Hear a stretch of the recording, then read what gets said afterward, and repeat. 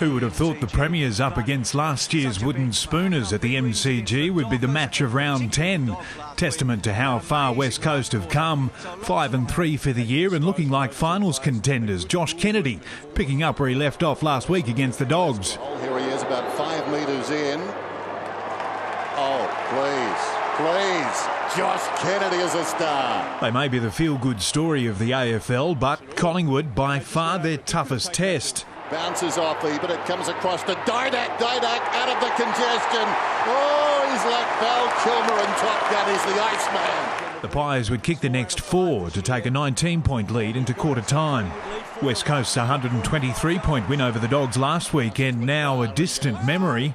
They'd kicked the first of the second through Kerr. Spirals this one down to full forward. Now they've got 2 on 1 here. It goes through for a goal anyway. And with the brakes momentarily applied to the Pies' goal scoring, at their own end at least. Not going to make it. Big flies. And that was interesting.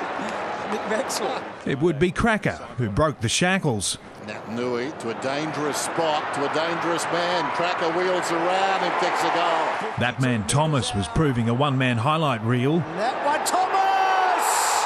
Yes! He'd dish off to Pendlebury that time, doing it all on his own moments later.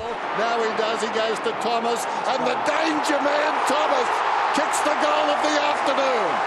Oh, we've seen some beauties, but none better than that on his left foot. The Pies extending their lead, 27 points at half-time. The Premiers would go even further ahead, kicking the first 2 of the third. But he's on the board now. Collingwood skip away. Before West Coast began to deliver on their advantage with Cox in the ruck, Josh Kennedy storming back into the game with consecutive goals. He has. So West Coast with a bit of life. Kennedy, well done. But while the Eagles were competitive in the air, they were no match for Collingwood's crummers on the ground. Cracker!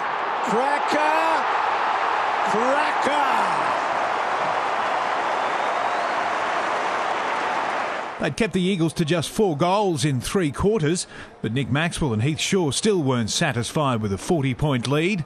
They'd sort out their differences in defence, Cloak delivering the first of the final term up forward. And then kicks the ball to a hot spot, Cloak!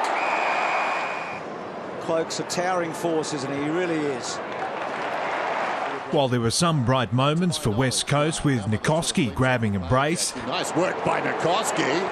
And Lacroix strolling into goal. Walks in and delivers. So 3 late goals for the Eagles. Collingwood showing the resurgent Eagles they still have a way to go to be competitive against the league's heavyweights.